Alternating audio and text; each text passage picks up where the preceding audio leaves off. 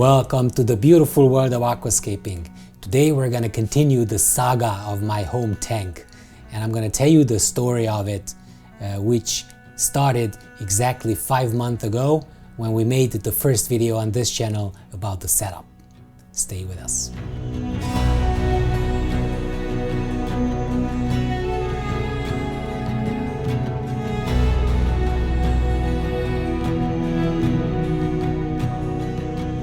We did a 2-month update on this tank in January, showing you how we do the maintenance on it, explaining to you the reverse osmosis system and everything. You will also see that in the description. But right now, this is the third video that we're shooting about this tank, and I'm going to explain to you why I love aquascaping in general and why aquariums are very therapeutic.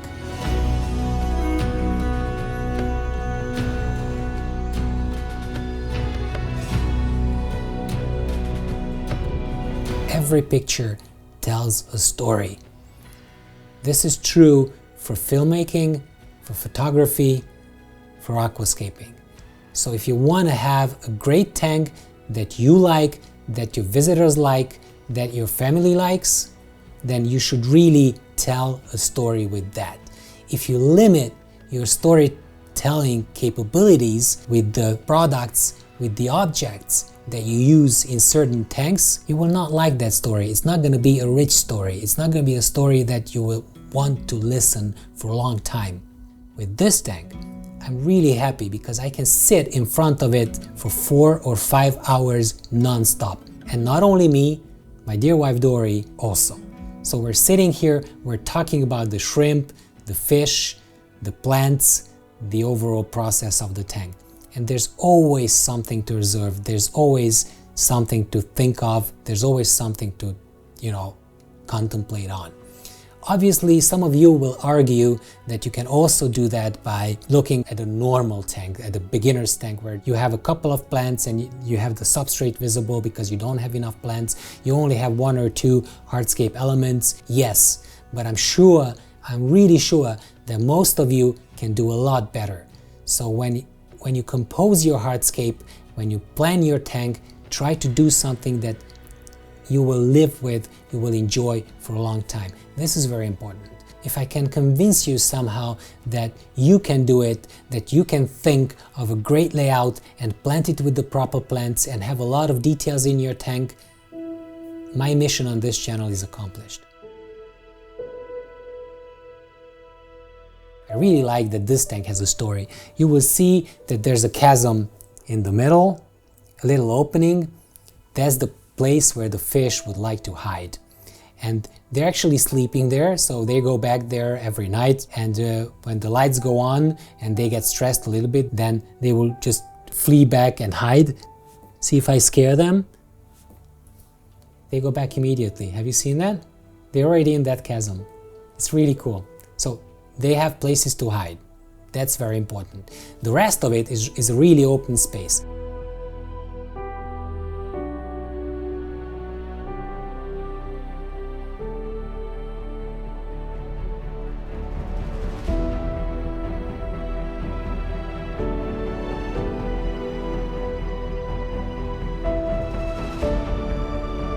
On the left side of the tank in the background, you will see that there's a white spot, and that is a little bit obstructing.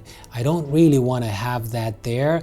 I originally wanted to cover that and have a green wall with the Gratiola viscidula, which is a mid-ground plant. It grows about 10 centimeters high, and it would form a green wall there to close up and then to accentuate the main focus point of this tank. All in all, I'm really happy with the perspective of this tank. You have the different layers. So let's talk about the layers. The first layer of the tank is the foreground, where the crystal red shrimp are eating and working. This is layer number 1. Layer number 2 would be the layer where this Hydrocotyle verticillata is, and that line stretches and goes into the first layer of rocks, the start of the structure, and then it goes all the way back to the other Hydrocotyle verticillata on the left side. The third layer would be this black big rock, the main rock actually, which continues into this terrace on the left side and also on the terrace on the right side. So the two terraces are closing the big gap that is in the golden ratio point. And those of you who have seen the tutorial video on layout composition will know a lot more about golden ratio, because I explained to you what that is, but it's very important in the picture composition. The fourth layer, however, is the layer in the back, the top of the rocks, this distant hill, and the fifth layer is the white background. So, or the opening of the chasm in the middle.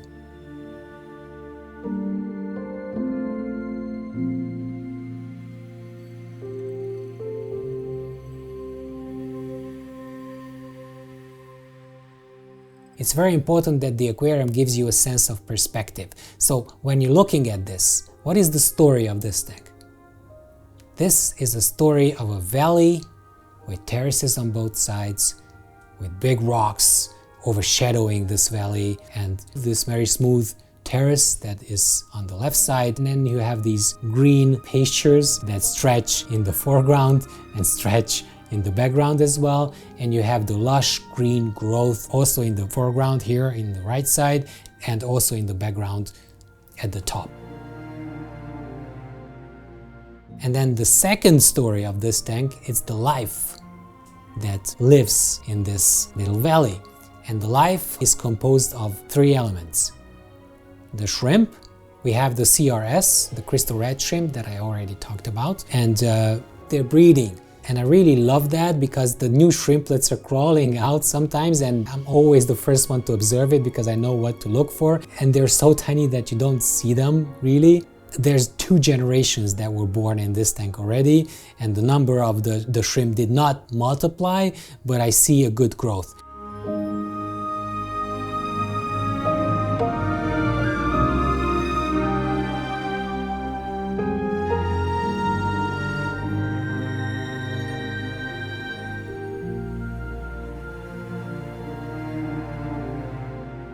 And then we have the orange sakura shrimp. The problem with the orange ones is that they don't really like soft water. But Dory insisted that she wants the orange ones. And then I spoke to Lori, our fish expert at Green Aqua, and he told me that we actually do have some sakura shrimp, I think the yellow sakura shrimp, in some soft water tanks, and they're thriving. They're even having little shrimplets. So I dared to bring 9 or 10 of them at the beginning. And we also have the Amano shrimp, which is the third type of shrimp that I did not mention, but I'm going to talk about that a little bit later.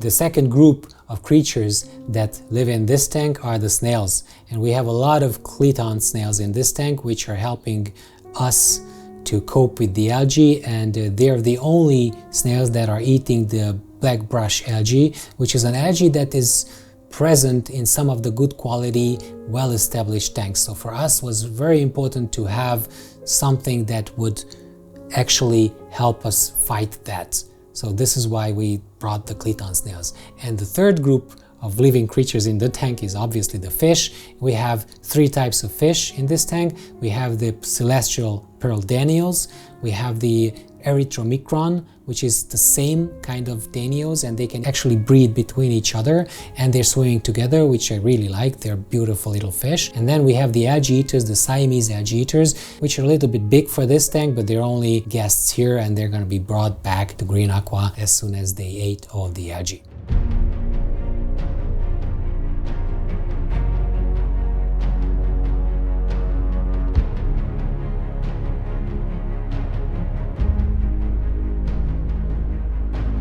This brings us back to the story of the tank.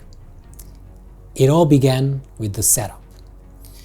I told you in the setup video that I'm going to do very frequent water changes in the beginning. I didn't have any livestock in the tank at the beginning. I had daily water changes for 1 week. I had water changes every second day for the second week, 2 times in the third week, and then I kept that regime. So I changed water every third or fourth day from then on until I think mid-January, which was 2 months, 2.5 months. And then this whole craziness came that we all talk about, and I got cold, etc. So I had to stop doing the water changes. I could not do the weekly 2 water changes, so I neglected it a little bit. And I went back to 1 water change every week or 1 water change every 10 days even. And that was a problem. Algae started to appear. I had all kinds of algae. I had black brush algae, a lot of it. And then the Cleton snails died because I brought in some Cleton snails to help me fight the black brush algae. But I also had some leech in the tank and I wanted to get rid of them. So I went to Lori and he gave me some medicine and I used that. But that also killed the snails. So as you can imagine, I was not very happy by losing some livestock in the tank, but I couldn't do anything. But then, you know, the green algae, green thread algae, CO2 related algae started to appear and it just overtook the whole tank. It was a regular algae bloom. I was really unhappy. Every time I looked at the tank, I was not happy at all. This tank turned to be like a disaster for at least a month. And I did 4 things to fix that. The most important thing is I reduced the CO2 injection. It was about 1.5 to 2 bubbles per second, and I reduced it to maybe 1 bubble every 2 seconds. So I reduced it because in the past I have observed, and this is not a scientific method, it's just my experience, that if you have too much CO2 in the water, you might have CO2 related algae. Don't be afraid of a CO2 system because a CO2 system is not complicated. All you have is a bottle, a pressure reducer, and a diffuser. Obviously, there are other elements. You have to stop the CO2 for the night, so you need a timer for that. You need a solenoid valve to stop the CO2. You need a check valve to prevent the water from flowing back from the tank into the technology, basically. But you know, those are like 5 or 6 elements that you need to know.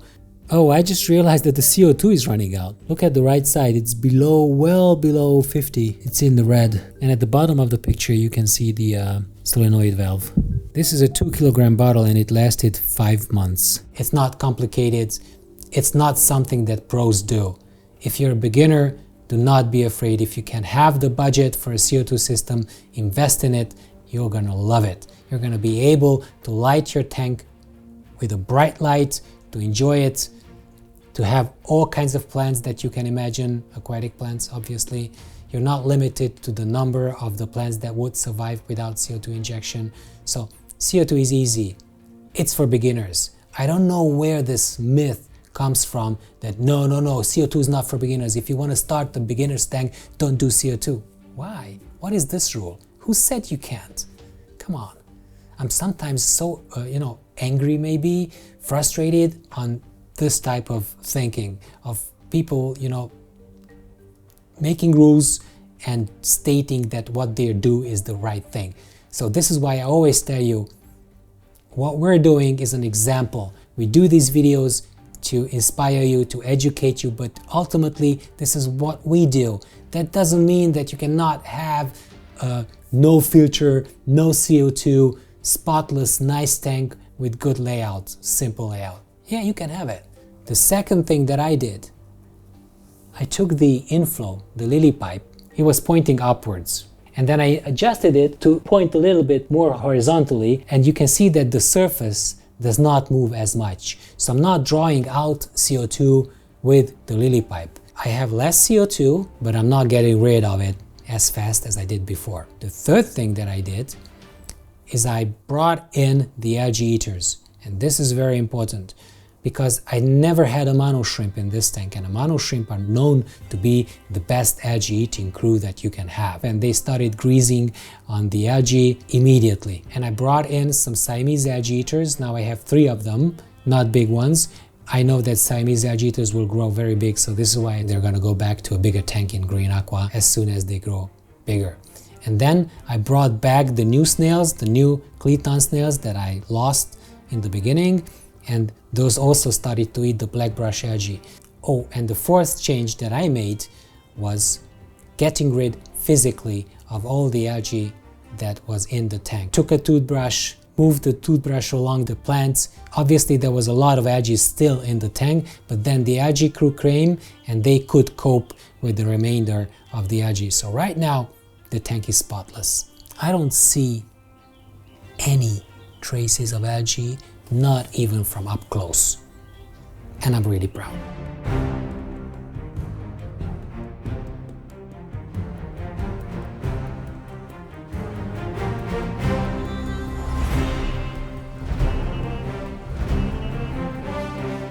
So this is a good proof to you guys that even though I'm a professional and I have a vast experience in aquascaping, I can still have algae. So it's okay to have algae at a certain point. And I didn't start telling myself that CO2 is fine, lighting is fine, filtration is really strong. By the way, I never cleaned the filter. It's 5 months old, never cleaned it before. And I'm gonna wait like 2 or 3 months more, because the filter is big enough, strong enough to cope with all the organic material, to decompose it. You don't need to clean the filter as often. But it's very important. I was always thinking, what are you missing, Balazs? So what is it that, I love that I'm talking to myself in third person, whatever. I've been home too much now. Anyways, so, where was I? Sebi, where was I? I think you were talking to... I was talking to myself. Yeah, forget it. Let's just continue the story of this tank.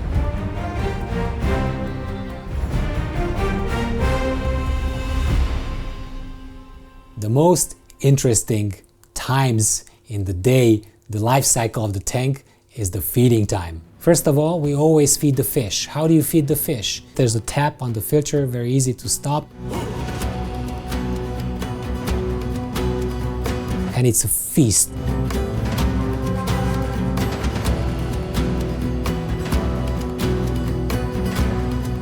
They're like swimming around like crazy, they're eating, they love it, they're not afraid to go up to the surface. The erythromicron are just staying near the surface, getting the small food particles one by one and not taking it down. The celestial pearl danios, on the other hand, are always just swimming up, grabbing the food and bringing it down, devouring it there and then going up for the second one. They're the same species, so why do they behave differently? I don't know, but it's very interesting to see. And then we restart the filter and we feed the shrimp. And the Amano shrimp are really strong. They can grab one pellet and take it with them in the bush somewhere. So for some reason the food is really appealing also to the celestial pearl danios and the erythromicrons. So they're always jumping there to eat it. So it's like there's a real fight for the food and everybody's fighting for it, and I feel the shrimp are not getting enough and we're talking about it. Don't take it, just leave it there. It's like a football game or whatever. The two CRSs have found the food, but the Siamese algae eater is watching it from the background. And now a celestial pearl danio is approaching. You can see a third CRS approaching from the background. And then another celestial pearl danio. And then the Siamese algae eater will attack. He's gonna tell everybody else to go away. And he starts to grease on the delicious algae food. Another fish is approaching. Yeah, he got a bite. He takes it away, chews it. Now the second one arrives. Now a third erythromicron from the left is approaching. He feels that the food is somewhere there. He doesn't see it yet. He's gonna attack in a moment, and then the second CRS is arriving. Oh no, he's gonna lose it.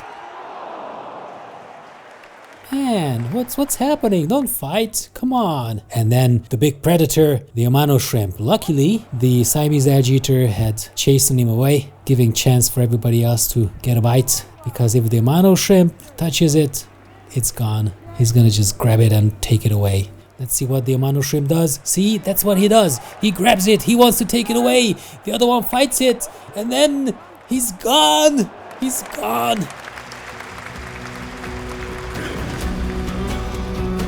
Like, feeding is really good. You can watch that for at least half an hour and always something's happening there. It's really, really cool. And also, the orange sakura shrimp have discovered that if they hang on to some plant that goes up to the surface, for example, you see that that plant over there is going up to the surface, and they can go on it because for some reason they don't know how to turn on their backs, and they could not grab the food that is floating on the surface. So what they do is they climb up on that background plant, turn back, and then grab it like that. It's like they're acrobats. See how enthusiastic I can be about just the fish feeding process? It's crazy, but this is what it's like, a TV show. It's like a reality show every day, non-stop. It's yours. Very cool.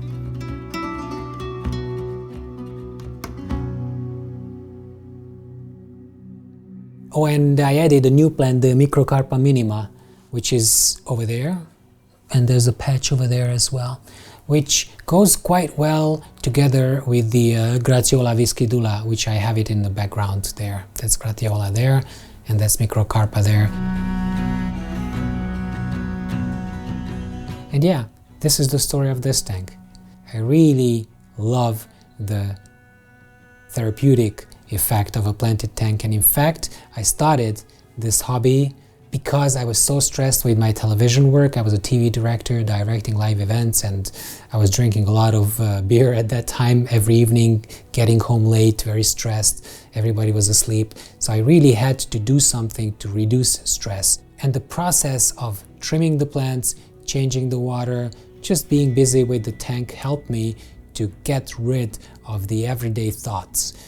And the process of observing the underwater nature is very, very calming. So actually there are psychologists who have fish tanks in their offices, and they do actually recommend people to have a piece of living nature in their homes because it really helps you.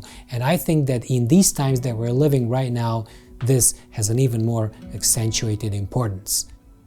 Get a tank, maintain it, love it, you'll thank me later. All right, so this was it for this week.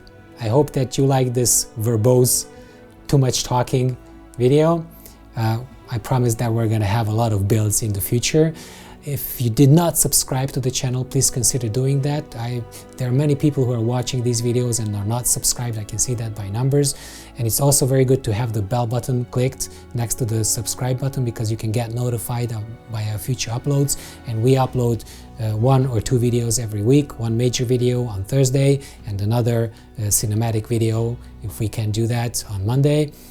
And also we have a membership. If you'd like to support this production, you're welcome to click the join button, which is right next to the subscribe button.